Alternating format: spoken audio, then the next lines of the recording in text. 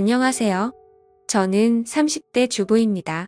딸 둘을 낳아 기르고 있지만 하루하루 너무나 예쁘고 소중합니다. 자식 키우는 사람들의 마음이죠. 저 같다고 생각했지만 저의 엄마를 보니 그것도 아닌가 봅니다. 결국 제가 그 손을 놓아버리고 말았네요. 우선 제 집안 얘기를 해보자면 어릴 때 아빠와 엄마가 이혼하고 저는 아빠 밑에서 컸습니다.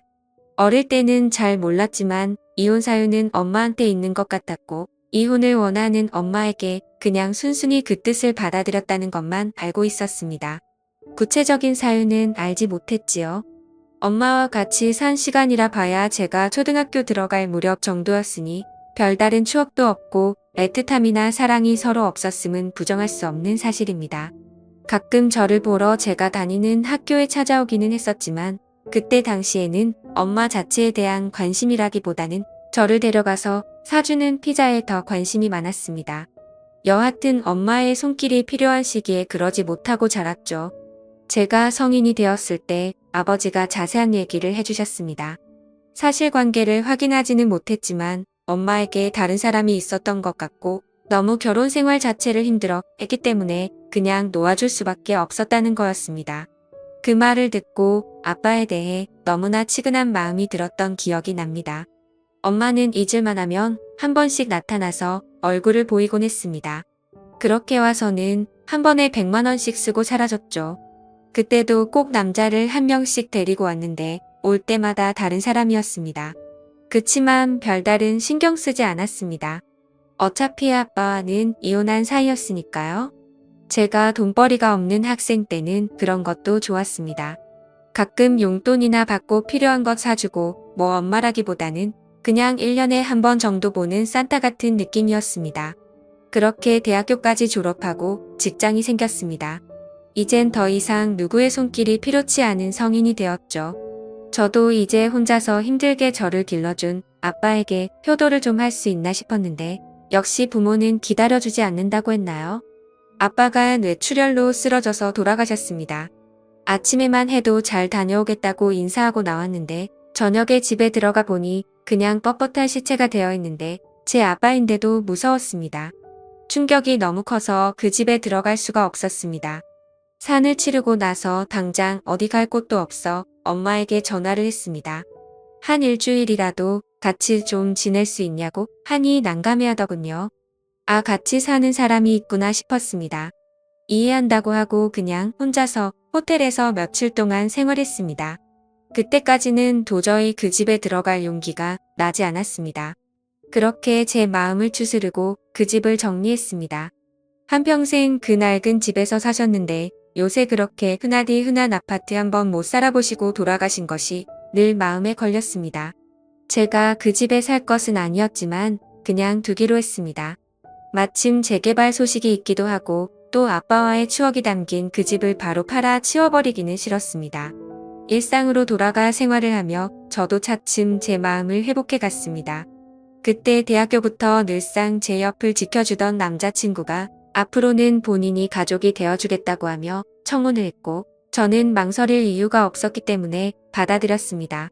그래도 엄마에게는 소개를 시켜줘야 할 것 같아 인사를 시켰고 엄마는 사람이 엄청 괜찮은 것 같다며 상견례를 하자고 했습니다. 사실 그냥 부모가 없다고 하고 결혼을 하고 싶은 마음이 컸습니다.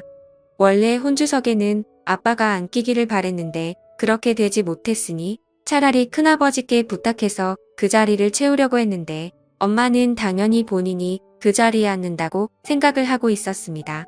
어쨌든 남편들 사람한테도 엄마를 보여줬기에 상견례까지 진행했습니다. 남편도 아버지와 둘이 사는 터라 참 조촐한 자리가 되었지요. 날짜를 잡고 나서 꼼꼼하게 준비한 뒤 결혼했습니다. 여기까지는 정말 아무 문제가 없었습니다. 문제는 제가 결혼 생활을 시작하고 나서부터 발생하기 시작했습니다. 저희 집에 너무 찾아오는 것은 그러려니 했지만 남편에게 따로 연락을 해 만나기도 하고 너무 제 엄마를 쓰려는 것 같았습니다. 남편에게는 이혼한 이유가 사실 아빠가 가정에 소홀하고 몰래 만나는 여자가 있어서 이혼했다는 식으로 얘기를 했고 제가 그걸 남편한테 전해들은 후 너무 화가 나서 돌아가신 아빠 욕 보이지 말라 했더니 정말 사실이라고 하는데 그리 뻔뻔할 수가 없었죠. 그러다 몇 개월 뒤에 지금 같이 살고 있는 남자와 헤어졌는지 저희 집에 와서 살면 안 되냐고 부탁을 하기에 딱 잘라 거절했습니다. 그게 안 되면 아빠가 살던 집이라도 팔아서 돈을 좀 달라고 하더군요. 그건 더더욱 안 된다고 말했는데 그게 꼭 너 것만은 아니란 식으로 말하면서 본인과도 같이 살았던 집이고 아무것도 받지 않고 이혼했으니 자기에게도 어느 정도 지분이 있다고 했습니다. 정말 황당한 노릇이었죠. 저는 싹 다 거절했지만 그때부터 제 친모는 남편과 저를 들들볶기 시작했습니다. 저에게 그러는 것까지는 이해가 되는데 남편에게 전화해서 용돈을 받아가기 시작했고 비를 남편에게 그렇게 안 해도 된다며 앞으로 거절하라고 말했지만 솔직히 쉽지 않다면 안 까매하더군요. 제가 확실하게 말해야 할 것 같아서 엄마에게 앞으로 이런 식으로 안 해줬으면 좋겠다고 했으나 막무가내였습니다. 지금 같이 살던 분과 헤어지고 본인이 먹고 살 길도 없고 어릴 때 내가 도와준 게 생각하면 이러면 안 된다 하면서요. 황당해서 나 어릴 때 1년에 1번씩 와서 용돈이나 주고 간 거 그게 엄마 노릇한 거라고 생각하냐고 물으니 본인의 인생을 살면서도 저를 놓지 않으려고 최선을 다했다고 하는데 제가 똑바로 해도 어쩔 수 없는 것이 남편에게는 장모이다 보니 함부로 못하는 점을 이용해서 계속해서 저희를 못살게 굴었습니다. 밤 11시 넘은 시간에 술에 취해 와서는 오늘 자고 가도 괜찮지. 김서방 웃는데 어느 사위가 안 된다고 할 수 있을까요? 계속해서 이런 식으로 저와 남편을 못살게 굴었습니다. 그리고 아빠가 남긴 집에 대한 절반을 저에게 자꾸 요구했고 그것 때문에 점점 사이가 안 좋아져 갔습니다. 그러던 어느 주말이었습니다. 남편은 친구들과 낚시를 갔고 저도 오랜만에 혼자 갖는 자유시간이라 결혼하고 나서 고맙다고도 못된 친구들을 만나서 밥이라도 사주려고 나가 있었습니다. 남편에게 전화가 오더니 지금 어디냐고 묻기에 나와 있다고 하니 어머님한테 전화와서 집 앞에 왔는데 아무도 없어서 좀 들어가 있는다고 아기의 비밀번호를 가르쳐줬다고 했습니다.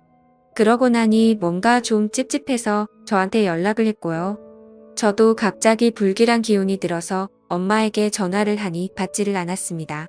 멀리 나와 있어 가보지도 못하고 노는 내내 영 찝찝한 게 좋지 않았습니다. 자리를 파하고 집에 돌아와 보니 엄마는 없었습니다. 뭐가 없어졌나 급하게 찾아봤지만 별다르게 뭐가 없어진 것은 없는 것 같아 다행이라고 생각했죠. 그런데 다음 주말에 뭐가 없어졌는지 알게 되었습니다.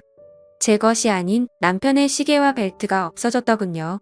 예물로 한 것이라 딱히 하고 다닐 일이 없어서 몰랐는데 결혼식 때문에 하게 될 일이 생겨서 찾아봐도 도저히 찾을 수가 없었습니다.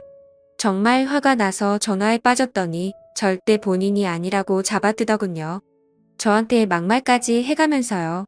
이 년이 이제 어미를 도둑으로까지 본다면서 화를 내는데 저도 지칠 대로 지쳤습니다. 비밀번호 바꿨고 앞으로 함부로 들어오는 일 없었으면 좋겠다고 하니 어디 엄마한테 이따위로 행동하고 말하냐며 저를 나무랐습니다. 엄마인 것은 맞습니다. 그런데 어떻게 일이 당당하고 자기 마음대로인지 정말 저 같으면 부끄러울 것 같은데 말이죠. 남자 좋아 바람나서 남편이며 자식이며 버리고 나갔으면서 어쩜 일이 뻔뻔한지 정말 싫었습니다. 그냥 아빠가 돌아가시 전까지는 별다른 감정 없이 그냥 엄마로 가끔씩 얼굴이나 보며 편하게 지내면 될 줄 알았는데 제어해줄 아빠가 없으니 완전 막무가내였죠. 최대한 피해야겠다 싶어서 오는 연락도 잘 받지 않고 남편에게도 바쁘다는 핑계로 그렇게 하도록 했습니다. 집에 찾아와도 숨죽이고 없는 척한 적도 있습니다.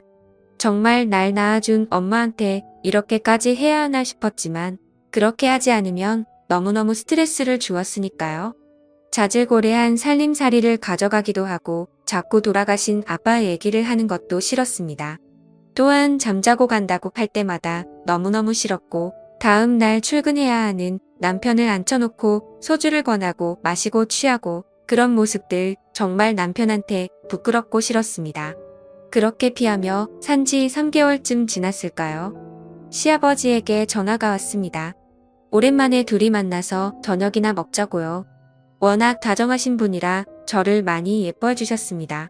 가끔 비싸서 사 먹기 망설여지는 것들 생각해 두었다가 만나면 꼭 말하라고 해주시고요. 그날도 그런 날이라 생각하고 약속한 곳에 나갔습니다. 저녁을 맛있게 먹고 커피도 한잔 하자고 하시기에 카페에 갔는데 정말 충격적인 얘기를 들었습니다. 쥐구멍에라도 숨고 싶을 정도로요.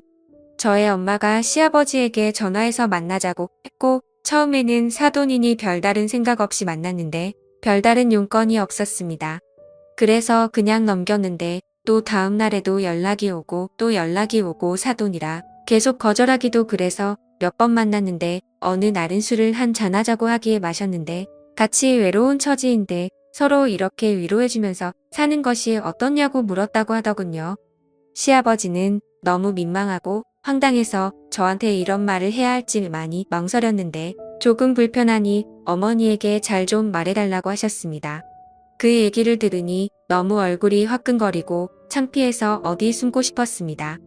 남자 좋아하는 것을 알았으나 어떻게 딸의 시아버지한테까지 접근해서 뿌리치나 싶어서요. 시아버지에게 정말 죄송하다 말하고 저희도 많이 곤란한 상황이라고 말씀드리니 괜히 말했다며 미안해 하시길래 절대 그런 게 아니라고 제가 꼭 단단히 말하겠다고 죄송하다 했습니다. 이게 무슨 정말 집안 망신인지 너무 열이 받아 그 길로 엄마가 살고 있다는 집 주소를 전해받은 적이 있어서 내비 찍어갔습니다. 배를 누르니 사람이 나오는데 엄마가 아니기에 집을 잘못 찾았나 싶었는데 그 집이 맞더군요. 또 남자와 같이 있었습니다. 제 남편의 시계를 차고 있기에 바로 알아보았죠. 딱 봐도 본인보다 훨씬 어려 보이는 남자와 한 방에서 그러고 있는 거 보니 부하가 치밀었습니다. 그러거나 말거나 제가 알바는 아니지만 딸 입장 난처해지게 시아버지한테 찍잡거리는 건 무엇이며 그래놓고 딴 남자한테 사위 예물까지 갖다 바치고 집에서 둘이 그러고 있으니 열이 안 받을 애야 안 받을 수가 없었죠. 순간 눈이 뒤집혀서 시계를 뺏으려고 했는데 그 남자가 당신 누구냐며 저를 미친 여자 취급했습니다. 그때 엄마가 나와서 내 딸이라면서 일단 나가서 얘기하자고 하기에 겨우 진정하고 나와서 안 훔쳐갔다 하더니 결국 저 남자 갖다 주려고 그런 거냐고 하니 미안하다고 하더군요. 시아버지한테는 왜 그런 식으로 행동했냐 정말 창피해 죽겠다고 하니 그 영감이 먼저 본인한테 추파를 던졌다나 뭘 하나 어쩌고 하기에 진심으로 짜증나서 그냥 앞으로 보고 살지 말자고 했습니다. 그랬더니 천류는 못 끊는 거라고 또 씨알도 안 먹히는 소리를 하기에 난 그냥 핏줄 없이 살아도 엄마랑은 이렇게 못 살겠다고 했습니다. 이제 엄마라고 부르고 싶지도 않다고요. 이제 그만 서로 각자 살았으면 좋겠다고 했습니다. 그러니 그러면 끊어줄 테니 아빠 살던 집 팔아서 반절 가져오라고 하더군요. 진짜 마음 같아서는 던져주고 먹고 떨어져라 하고 싶은데 그 심해서 그러기도 싫었습니다. 당장 저놈이 하고 있는 시계 가져오라고 했더니 본인 창피해지게 왜 그러냐고 그냥 가라고 하기에 비싼 것이기도 하고 소중한 예물인데 그걸 훔쳐가는 개 말이 되냐고 당장 받으러 간다고 아니 저를 잡아세우더니 이 년이 정말 미쳤나 하면서 제 머리를 때리기에 저도 눈이 뒤집혀서 머리채를 잡아버렸습니다. 완전 이성을 잃고 그러고 나서 정신 차려보니 둘 다 만신창이가 돼 있었죠. 엄마는 저에게 천하의 목술년이라며 욕을 했지만 차라리 잘 되었다 싶었습니다. 그냥 그 시계 갖고 떨어져라 또 한 번 내 삶에 걸리적거리면 절도 죄로 신고한다고 해버리고 집으로 돌아왔습니다. 남편은 무슨 일이 있었냐고 난리가 났고 제 얘기를 듣더니 그제서야 진짜 나쁜 여자라며 제 편을 들어주었습니다. 아무래도 장모이긴 했으니 욕하기가 쉽지 않았겠죠.